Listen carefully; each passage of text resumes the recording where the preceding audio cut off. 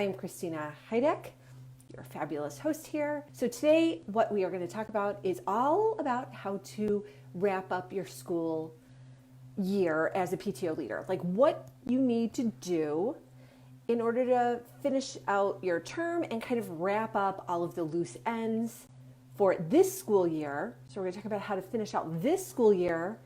And then in a couple days, we're going to jump into what to do to prepare for next year. But first, let's tidy up everything for this year. And got to say, the uncertainty that spring of 2020 is bringing is actually a good thing when it comes to wrapping everything up in your current term, because it gives you a little more time than you might usually have. So the very first thing that you need to do when you are kind of wrapping everything up is to download all of your thoughts. Grab your binder, and if you don't already have some kind of evaluation form that you use with your group, that is the secret sauce, I gotta tell you. When you are writing down your thoughts about how your position went or how different programs went, what worked, what didn't work, what needs to be changed for the program or the position going forward, what considerations need to be made, all that kind of good stuff. That is the best part of setting up future leaders and also yourself, because if you are even, let's say you're staying in your position year over year, you'll make it really much easier on yourself if you take good notes about all of the stuff I just talked about, so that you don't have to recreate the wheel and do it all over again in like next year when it rolls around. And for me, that's one of my biggest annoyances with myself when I don't write things down. For example, I was family events chair for a couple years, like back to back. And I think actually it was at different schools, but it doesn't really matter because I did some of these very same programs because they worked. It was a very similar age group of kids. And for some of the events, I had taken really good notes, and some things I had to ask people. I'm like, wait, what do we do for that? And I was like annoyed that I didn't use my own forms. So be good about writing down all that stuff and really doing an evaluation. So to do this completely, you're going to want to grab either your own form, or if you need one, there's one in the President's Success Kit. So if you have already purchased that tool from me, then you're going to want to go and find these forms: the board summary form, the committee summary form, and then the event summary form. So those forms are going to be your friends here for tracking all the information that you need year over year. So if you personally have run some events or programs this year, fill out a form, an event summary form for every single event that you put on yourself. So that way either you can reference that information next year, or you can have pass along to the incoming person and they can have that information to use.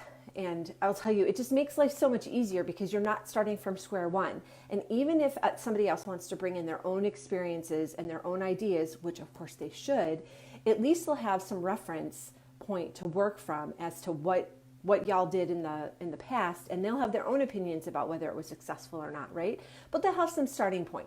If you give them nothing, then it just makes it life harder for everybody. Like then you'll be like, oh wait, what was the caterer we used for that? And what was their number? Like you're just wasting a lot of time that you unnecessarily, if you just write the information down. So again, if you need a really good form that will walk you through the whole process, one is available in the President's Success Kit. And I will drop a link to that when I get off. So you're going to want to download your thoughts. After you've downloaded your thoughts, I want you to upload all of your files into your group's Google Drive or whatever cloud service that you're using to store everything. And if you have read the How to Organize Your PTO Records blog post that I uploaded, or I published, I think a couple weeks ago, maybe if you haven't read that, go back and read that, because I think you really need to organize your files well so that when you hand off your files, they're not a hot mess for the next person. Because even if you got a hot mess, you will still want to pass along good stuff to the next person. And you would have appreciated goodness, right, coming to you in an organized way, rather than just getting a couple huge totes filled with junk. And I say it with such gusto because I have been handed those tote bags and I have sighed and gone, all right, fine, either gone through them right then or gone through them later, but whatever. I always go through them because you know I love to organize things. Organize your stuff and then make sure you're getting files up into the cloud. There's a specific way to do it so that you do it in an organized way so that it can be found, because just like with stacks of paper, if you just dump everything in the cloud and just leave it all in one big commingled file folder like in the cloud, that's not going to do your predecessors or even your co-volunteers any help. You're going to want to do it in an organized way, and I spell out the way that I recommend doing it, that's worked really well for my groups, and how I fixed things, because most of my friends who are in PTA, they're like, all right, here's access to the Google Drive. It is a mess. Will you please fix it for us? So I do. So of course, because it annoys me. I like to find things quickly, and I don't like to waste time if I don't have to. I don't mind spending time when it's worth it, but I hate to waste time on like stupid stuff. So trying to find a file or trying to get inside somebody's head about how they have named a file is super frustrating. So I spell out the whole way to organize your group's Google Drive in the How to Get It Organized blog post. Again, I will drop a link to that when I am done. So once you have downloaded your thoughts, right, collected your thoughts about how this year went, gave some feedback, constructive criticism for going forward, then you're going to upload all of your stuff into the cloud, because I guess I meant to say earlier, the whole point of this is to get this stuff out of your head, because if it's in your head, it is doing your group no good, and your group is not going to benefit from it. If you download your thoughts and you upload your files, then everybody has the benefit of your work, and if everyone is consistently doing it, your PTO will get better and better and better. It'll be easier to attract new volunteers because it'll be less work overall.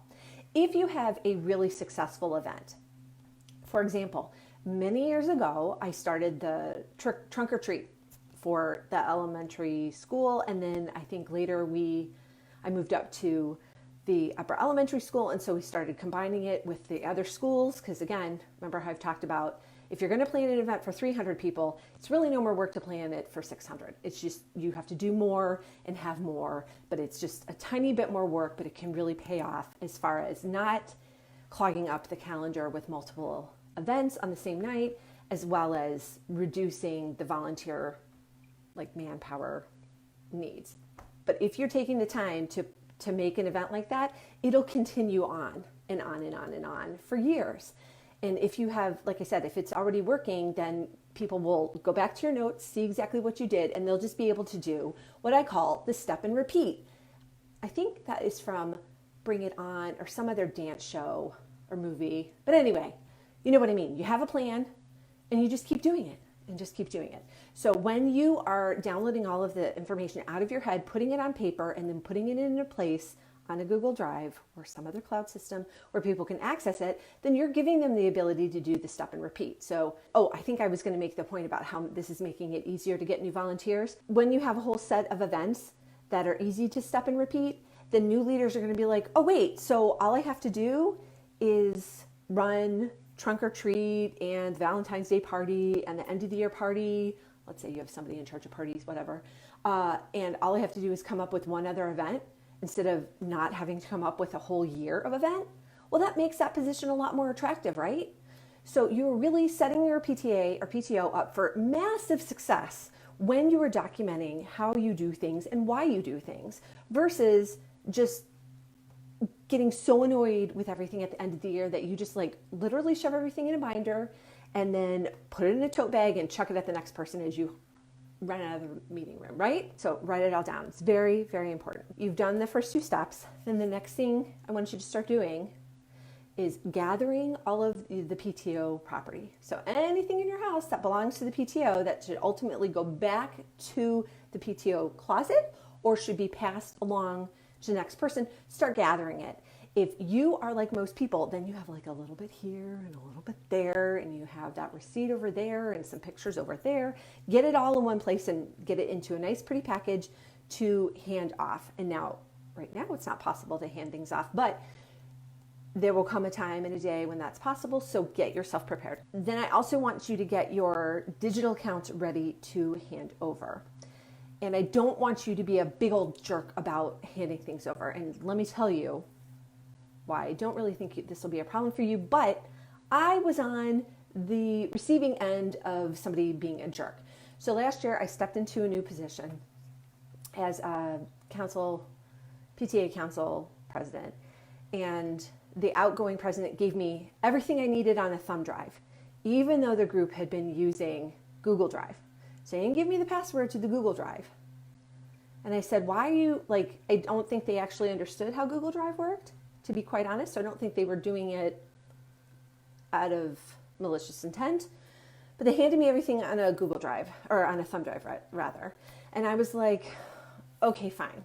So that meant that I had to take the time to recreate the Google Drive. And they eventually actually did send me the password and the login information for the council Gmail account and the Google Drive. But when I got both, they were completely empty.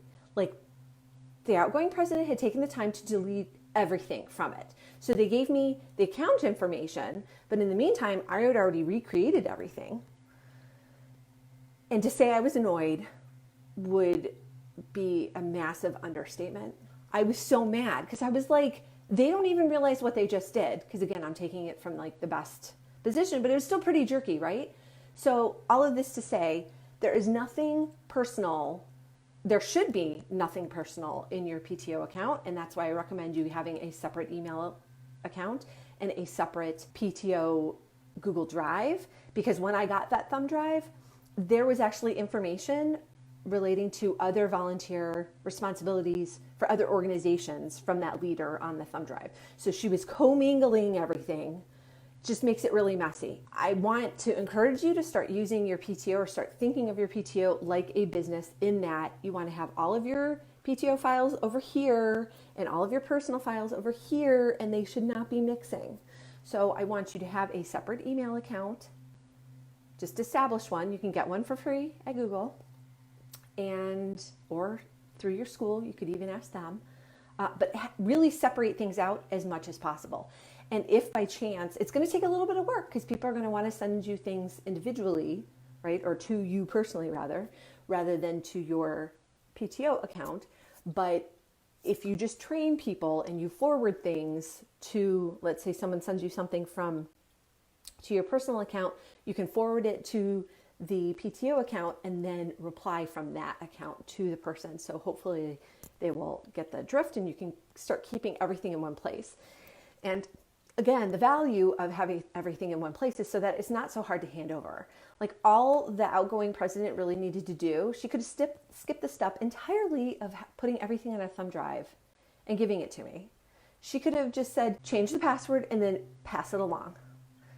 Okay, that's what you need to do. Do not be deleting things. I think that's rude. Anyway, so I'll get off my high horse about that. All right, so we have a comment from Melissa. She says, thank you so much for this. We started a brand new PTO at our school this year. This is so helpful. Great, Melissa, welcome to the PTO world. And I hope your first partial year was really exciting and not too frustrating, because I know when you get started, it can be a lot. But I got to tell you, this video I think is really well timed for you, because I'm telling you exactly what to do to be successful. And I think a lot of the problems that we face as PTO leaders is because we're not taking the time to download our thoughts or to upload our files, and we're making people start from scratch, and it's really frustrating, and there's no reason for that. So we can do better as a group.